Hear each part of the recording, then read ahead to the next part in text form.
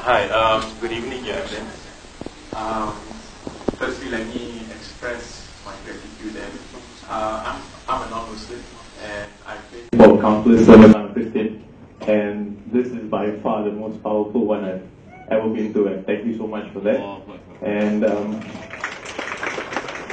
my question to you is, as a non-Muslim who believes that every faith advocates peace, and I constantly face many questions from my Christian counterparts when it comes to defending Muslim or Buddhism, defending Islam or Buddhism or Hinduism.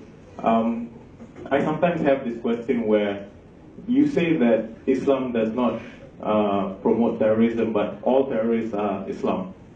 So when it comes to that, I have to take a step back, and I find it a little bit difficult in defending that, because I say that there are Christians who are bigots, there are Christians who promote terrorism, there are all sorts of faiths who have bigots.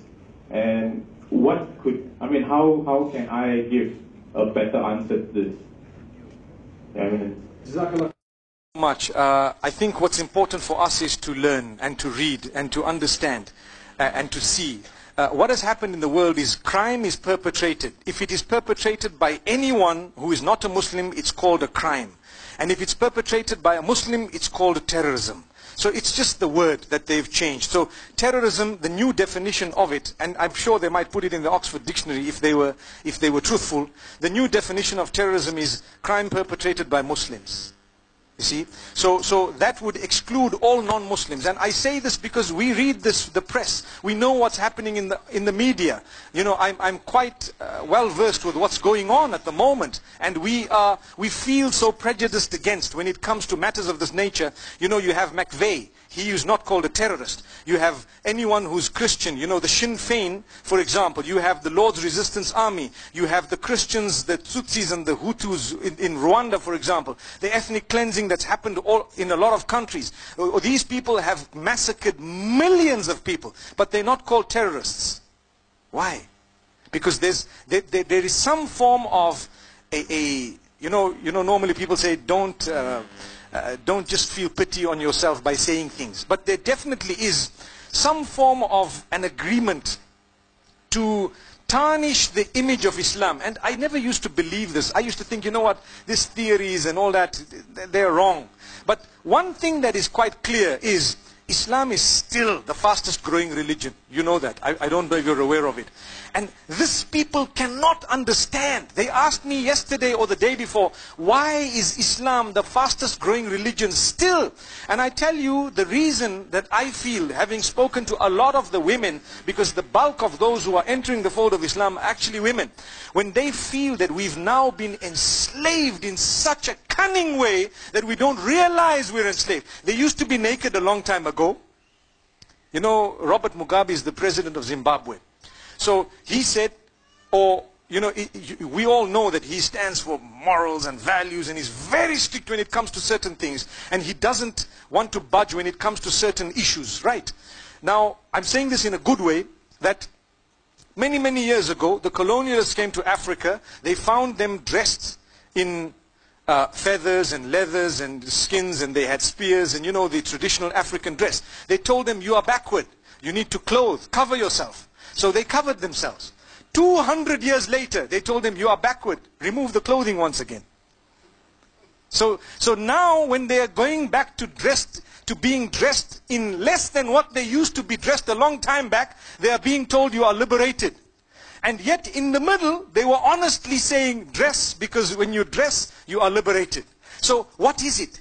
So what's happening right now is the women who are becoming fed up of being enslaved by the makeup industry, for example, so enslaved that they cannot even walk out of the house without having spent 400 ringgits on the face. It's a reality. And they can't walk out. They can't without this and without that. They start thinking to themselves, hang on, how come we've gone back to the Stone Age where we've taken out all our clothing and we're dressing for a male-dominated environment to soothe the eyes of the males? There was a time when we wouldn't dare tell a woman, you're looking gorgeous. I'm talking about 40, 50 years ago. No one would have come to my mother and say, oh, you're looking lovely. She would say, hey, shut up. You know? But today you say you're looking lovely. Thank you. Oh, thank you. Oh, wow. We'll actually put it up. We'll like it. Oh, someone acknowledged me. You know? Because it's all become this issue. So people start feeling this. And what happens is they realize, let me cover up. Let me become truly liberated. People must know me for my contribution to the nation. People must know me for my service to the rest of humanity. People must know me for my character and conduct, not just what I look like. So what happens is, when the people who studied what's going on the globe saw that as much as Islam is being portrayed in a negative way, it's still growing so fast. To be honest, words started coming out that would only depict Muslims. So terrorism is an act done by Muslims. Like they say, there was a man, you know, for example, it's just an example that's given online, and I've read it, where a man saved a dog, right? So people said, oh, this man saved the dog. What did he do? The dog was on the highway, and he ran after the dog, and he saved the dog, and he actually brought it to safety. So there was an article saying, wow, man saves dog, and so on and so forth. And then they found out he was a Muslim. And what did they say? They then put a headline to say, a terrorist Muslim disturbs the peace of a dog trying to cross the road. Come on, come on, come on. Now this is just an example, obviously. It may also be hypothetical, but at the same time, it goes to show that even the Muslims understand that that word terrorism is abused. Look, we are approximately 1.5 to 2 billion Muslims on the globe.